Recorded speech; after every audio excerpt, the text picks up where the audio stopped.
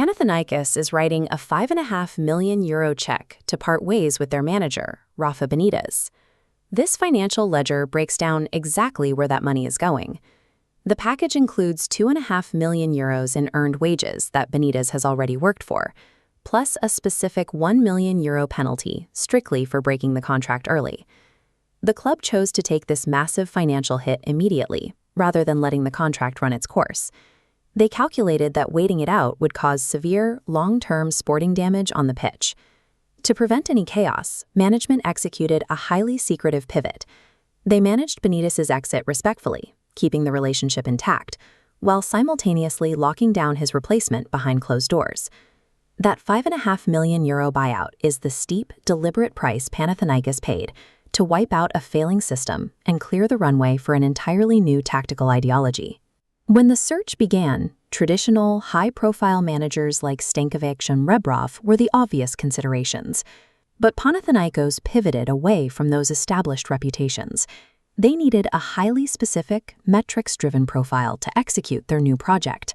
They found Jacob Neestrup. He brings a youthful approach, and his entire coaching staff costs the club a remarkably lean €1.3 million annually. He uses a modular approach to building his team. He brought in his trusted 35-year-old assistant while seamlessly integrating existing club pillars, like Panathinaikos' longtime goalkeeping coach. Neestrup is a meticulously selected asset, hired because his profile aligns perfectly with the club's specific financial and sporting requirements. A primary focus of this new era is the transformation of the club's youth academy into a profitable business engine. This chart tracks his tenure at FC Copenhagen. Under his watch, the club sold 17 players. 11 were between ages 19 and 22. Looking at the financial yield of these youth settles, they aggregate into a staggering €110 million in pure profit. Panathinaikos wants this exact Danish success replicated in Greece. Neestrup is expected to take local prospects and evolve them into similarly high-value targets. He is acting as a financial catalyst. The goal is to generate revenue internally through player development, rather than relying strictly on the ownership's wallet. Neestrup has already proven he can win under pressure. In Denmark, he erased a 7-point deficit to win a domestic double. He achieved that winning record through a specific tactical identity.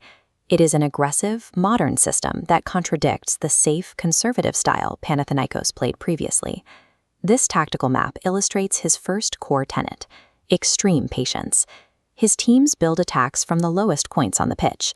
Once the ball advances, the second tenet kicks in. A suffocating high press commits 6 to 7 players entirely above the midfield line.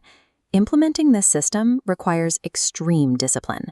Without highly experienced, elite-level players executing the press, the formation will collapse entirely. It is a tactical high-wire act. Panathinaikos is abandoning conservative safety in favor of a demanding, high-reward modern ideology. But before that system can take root, Neestrup faces a massive, immediate threat: the brutal summer European qualification window. The UEFA Conference League qualifiers are unforgiving.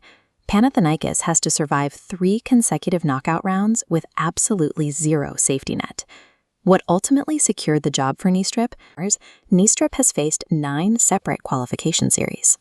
He advanced through all 9, going completely undefeated. The €5.5 million spent to fire Rafa Benitez was the calculated cost of entry.